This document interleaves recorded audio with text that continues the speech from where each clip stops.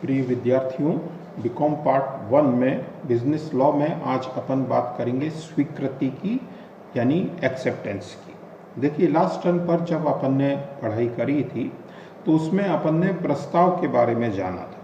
प्रस्ताव में अपन ने ये देखा था कि जब कोई व्यक्ति अपनी इच्छा, अपना विचार किसी दूसरे व्यक्ति के सम्मुख, दूसरे व्यक्ति के सामने इस उद्देश्य से रख रहा है कि दूसरा व्यक्ति उसको स्वीकार कर ले, तो उसी चीज को अपन कॉन्ट्रैक्ट एक्ट की भाषा में प्रस्ताव या प्रपोजल के नाम से जानते हैं। तो कॉन्ट्रैक्ट एक्ट में सबसे पहले एक व्यक्ति द्वारा प्रस्ताव ही रखा जाता है और उसी से फिर आगे की कार्यवाही आरंभ होती है। तो जब देखिए एक व्यक्ति प्रस्ताव रख देता है तो उसके पश्चात दूसरे व्यक्ति की भूमिका आरंभ होती है, यानी जिसके सामने प्रस्ताव रखा गया है उसकी भूमिका आरंभ होती है कि अब उसको प्रस्ताव के बारे में निर्णय लेना है कि उसको वो स्वीकार करे या न करे। जो भी वो निर्णय लेता है फिर उसी से आगे की क्या कार्यवाही होगी उसका निर्धारण होता है। तो प्रस्ताव की स्वीकृति या एक्सेप्टेंस ऑफ ए प्रपोजल, देखिए एक्सेप्टेंस से ही इस बात का निर्धारण होता है कि ये प्रस्ताव जो है ये ठहराव यानी एग्रीमेंट के रूप में कन्वर्ट होगा या नहीं होगा, क्योंकि प्रस्ताव और स्वीकृति मिलकर ही ठहराव का निर्माण करते हैं। तो इसलिए एक्सेप्टेंस जो है वो एक बहुत महत्वपूर्ण प्रोसेस माना जाता है। तो एक्सेप्टेंस की वैसे तो अलग से कोई परिभाषा नहीं दी गई है कॉन्ट्रैक्ट एक्ट में, लेकिन ये कहा गया है कि जब वह व्यक्ति जिसके सम्मुख प्रस्ताव रखा गया है उस पर अपनी सहमति दे देता है तो वो प्रस्ताव स्वीकृत हो जाता है और स्वीकृत प्रस्ताव ही ठहराव के नाम से जाना जाता है। यानी प्रस्ताव plus acceptance equal to agreement, यानी प्रस्ताव और स्वीकृति दोनों मिलकर ठहराव, समझौता, करार इसका निर्माण कर देते हैं। तो स्वीकृति यानी जिस व्यक्ति ने भी प्रस्ताव रखा सामने वाला उसको मान ले, स्वीकार कर ले, सहमति दे दे, यही एक्सेप्टेंस होती है। सामान्य बोलचाल में भी अपन जानते हैं, एक व्यक्ति ने कार बेचने का प्रस्ताव रखा, सामने वाले ने, दूसरे व्यक्ति ने कह दिया कि ठीक है साहब मैं ये कार खरीद लूंगा, तो ये प्रस्ताव की सहमति है, स्वीकृति। तो जैसे प्रस्ताव के संबंध में अपन ने कुछ नियम देखे थे, ठीक उसी तरह से स्वीकृति के संबंध में भी कुछ नियम, कुछ बातें बताई गई हैं। उनमें जैसे पहला पॉइंट ये कहा गया है कि स्वीकृति देने का अधिकार केवल उसी व्यक्ति को है जिसके सम्मुख प्रस्ताव रखा गया है। यानी मान लीजिए ए ने अपना कोई प्रस्ताव बी के सामने रखा, तो स्वीकृति देने का अधिकार केवल बी को ही है, सी व्यक्ति या अन्य कोई व्यक्ति उस प्रस्ताव को स्वीकार नहीं कर सकता है। तो अगर प्रस्ताव किसी खास विशिष्ट व्यक्ति के सामने रखा गया है तो केवल वही व्यक्ति उसको स्वीकार करने का अधिकार रखता है, अन्य कोई व्यक्ति उसको स्वीकार करने का अधिकार नहीं रखता है। दूसरी बात कि स्वीकृति जो है ये हमेशा शर्त रहित रहती है, यानी एब्सोल्यूट एंड अनक्वालिफाइड। इसका मतलब ये है कि देखिए प्रस्ताव में तो अपन ने ये देखा है कि प्रस्तावक चाहे जितनी शर्त अपने प्रस्ताव में जोड़ सकता है, लेकिन स्वीकृति में कोई शर्त नहीं जोड़ी जा सकती है। यानी आप यूं कहें कि साहब अगर पिताजी कह देंगे तो मैं ये कार खरीद लूंगा, तो ये स्वीकृति नहीं है, क्योंकि यहाँ इसमें शर्त जुड़ी हुई है कि अगर पिताजी कह देंगे तो ये कानूनी भाषा में स्वीकृति नहीं मानी जा सकती है। स्वीकृति का तो सीधा सा मतलब यही है कि जो भी प्रस्ताव है, जो भी उसकी शर्तें हैं, उसमें यस, उसमें इफ एंड बट हम कुछ भी नहीं लगा सकते। फिर तीसरी बात कि स्वीकृति वही वैध, मान्य, स्वीकृत मानी जाती है जो प्रस्ताव की शर्तों के अनुसार हो। प्रस्ताव की शर्तों के अनुसार से मतलब ये है कि प्रस्ताव में जो बातें बताई गई हैं उसी के अनुरूप हो, प्रस्ताव में जो भी कंडीशंस बताई गई हैं उनका आप पालन करने के लिए तैयार हैं, तो ही स्वीकृति मानी जाएगी। यानी प्रस्ताव में जो कुछ भी बातें हैं उनको मानते हुए आप अपनी स्वीकृति दे रहे हैं, उसके शर्तों के अनुरूप दे रहे हैं, वो स्वीकृति है। फिर अगली बात स्वीकृति के संबंध में ये बताई गई है कि स्वीकृति जो है वो निश्चित विधि से होनी चाहिए। निश्चित विधि से मतलब अपना सीधा सा मतलब यहाँ पर ये है कि देखिए, अगर प्रस्तावक ने स्वीकृति का कोई तरीका, कोई विधि बताई है तो आपको उसी तरीके से, उसी विधि से स्वीकृति देनी होती है। प्रस्तावक ने कह दिया कि साहब अगर आपको कार खरीदनी है तो शाम तक आप मुझको टेलीफोन से सूचित कर दें, तो अब कानूनी रूप से आप टेलीफोन पर ही स्वीकृति देने के लिए अधिकृत हैं। अन्य किसी तरीके से माध्यम से आप स्वीकृति देते हैं तो प्रस्तावक उसको माने या न माने ये उसकी इच्छा है। तो अगर कोई निश्चित विधि या तरीका बताया गया है तो आपको उसी विधि, उसी तरीके से स्वीकृति देनी होती है। अगली बात कि अगर मान लीजिए स्वीकृति का कोई तरीका या विधि नहीं बताई गई है तो फिर जो भी सामान्य तरीका हो सकता है, जो भी सामान्य विधि हो सकती है, उससे आप अपनी स्वीकृति दे सकते हैं। यानी अगर प्रस्तावक ने कोई तरीका या विधि बता रही है, जब तो आपको कुछ सोचना नहीं है, केवल उसी तरीके से आपको स्वीकृति देनी है। और अगर प्रस्तावक ने कोई तरीका या विधि नहीं बताई है तो आप स्वतंत्र हैं, आप कोई भी प्रचलित विधि के अनुसार, यानी जो भी उस परिस्थिति में उचित विधि तरीका हो सकता है, उससे अपनी स्वीकृति दे सकते हैं।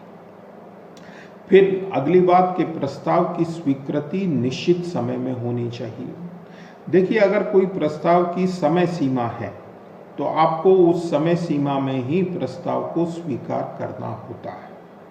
प्रस्तावक ने कह दिया कि अगर आपको कार खरीदनी है तो 3 दिन के भीतर भीतर आप मुझे सूचित कर दें, तो इसका मतलब ये है कि यहाँ प्रस्ताव की अवधि जो है वो 3 दिन की है। 3 दिन में ही आप उसको स्वीकार करने का अधिकार रखते हैं। 3 दिन के बाद आप कहते हैं कि हाँ साहब मुझे कार खरीदना मंजूर है, तो प्रस्तावक इस स्वीकृति को मानने के लिए बाध्य नहीं है, वो मना भी कर सकता है। क्यों?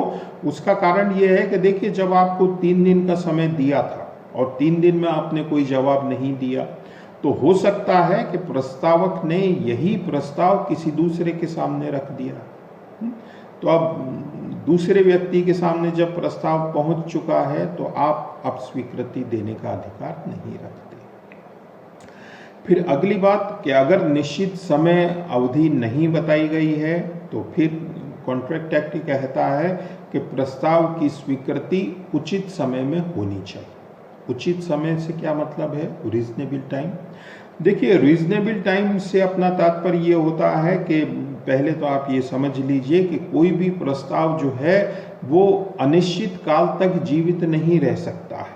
मैंने आपके सामने कार बेचने का कोई प्रस्ताव रखा और उसमें कोई आपको समय सीमा नहीं दी, तो इसका मतलब ये नहीं है कि आप 1 दिन, 2 दिन, 10 दिन, महीना, 2 महीना, साल, 2 साल कभी भी स्वीकृति देने के लिए अधिकृत हैं, दे सकते हैं, ऐसा नहीं।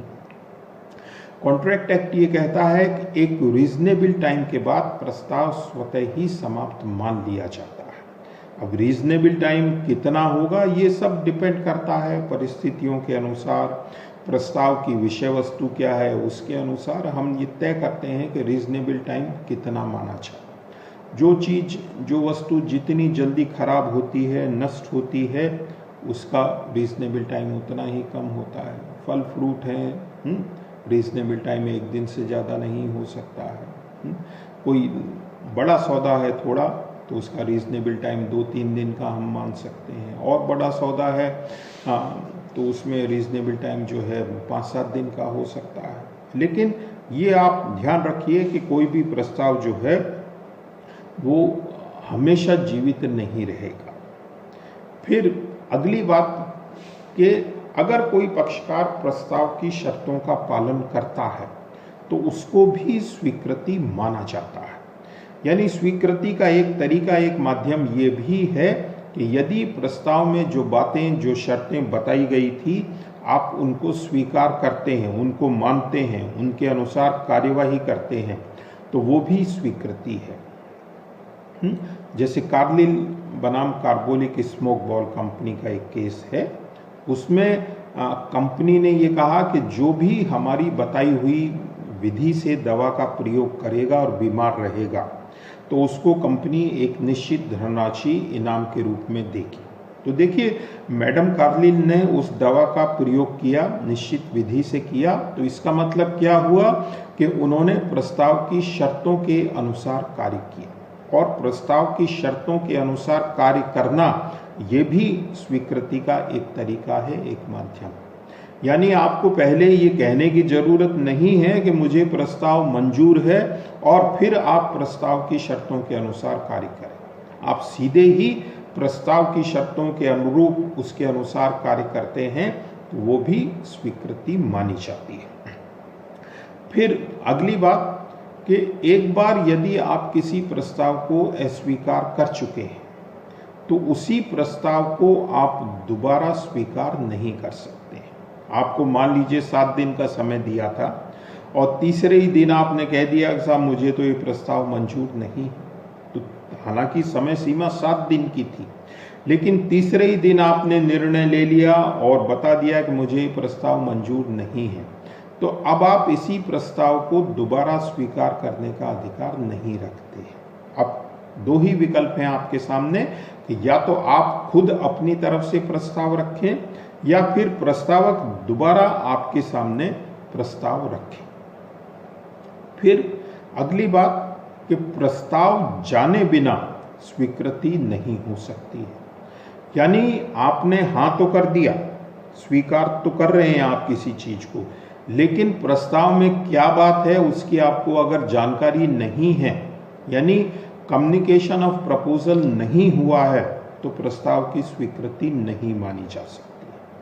लालमन शुक्ल का जो केस है उसमें यही बात है कि मुनीम को इस बात की जानकारी ही नहीं है कि इस भतीजे पर जो खो गया है उस पर इतनी राशि का इनाम घोषित किया गया है। तो जब तक आपको प्रस्ताव की बातें, उसके संबंध में जानकारी नहीं है, आप हाँ भी कर देते हैं, सहमति भी दे देते हैं, तो वो सहमति जो है वो मान्य नहीं है, उसकी कोई वैलिडिटी नहीं है।